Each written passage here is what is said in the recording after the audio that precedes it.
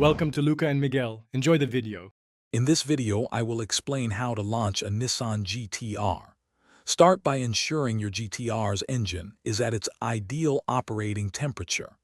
Next, activate R mode, which optimizes the car's performance settings for a powerful launch. Remember to fully disable the vehicle dynamic control system for complete control. Finally, switch your transmission into manual mode, preparing for the next steps. To engage launch control, firmly press and hold the brake pedal with your left foot. Simultaneously, apply full throttle with your right foot, pushing it quickly to the floor. You'll notice the launch control indicator light illuminate, confirming activation.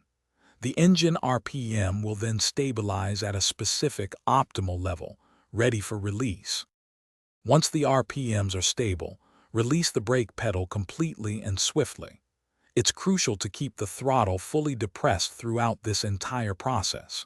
You'll immediately feel the incredible, powerful acceleration as the GT-R launches forward. Be prepared to shift gears manually at the appropriate RPMs to maintain optimal power delivery. After a thrilling launch, it's wise to allow your GT-R's components to cool down properly.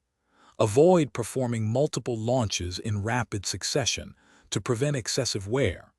Always ensure your tire pressure is set correctly for optimal grip and performance.